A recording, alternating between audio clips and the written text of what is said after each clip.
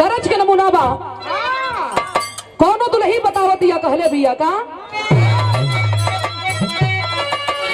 अरे छब से पियावा हो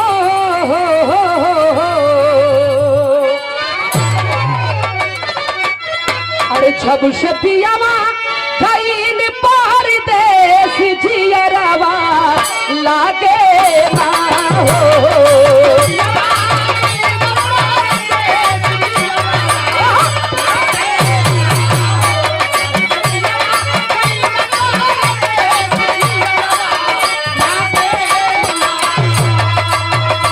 देखा भाई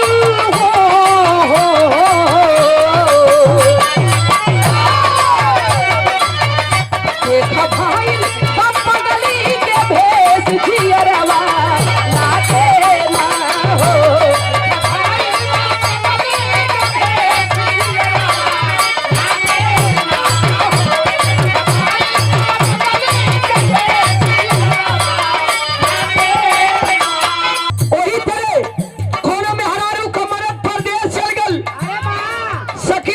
पूछली का हो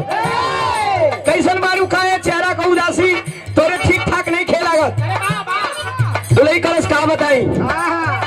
दिक्कत हो दुल्हा प्रदेश चल गिलन वो बतावे का बताओ मास्टर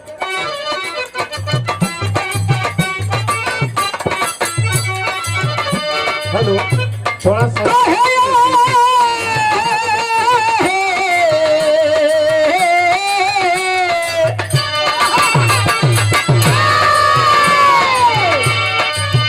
बढ़िया दिया रे पिया के प्यारी कोई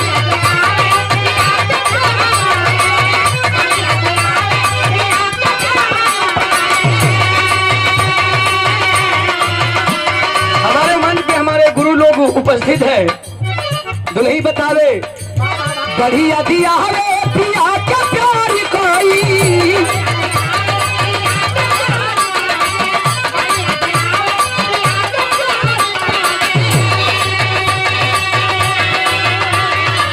रतिया तरतिया पहाड़ की भाई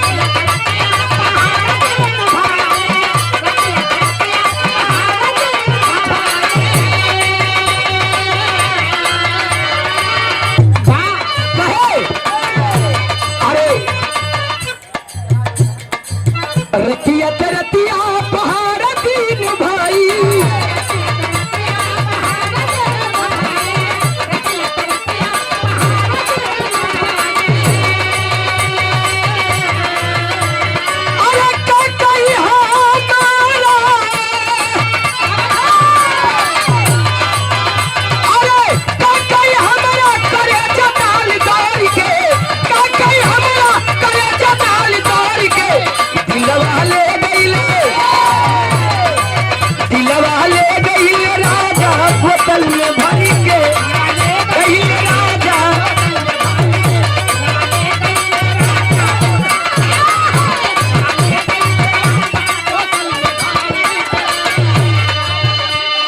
और इस गीत को लिखने वाले हमारे गुरुजी श्री प्यारेलाल यादव कवि जी लिखे हैं और हम लोगों के बीच में उपस्थित भी हुए हैं कहे हमारा करे जटाली तोहरी के हमारा करे जटाली तोहरी के दिलवा ले गईले राजा बोतल में भारी के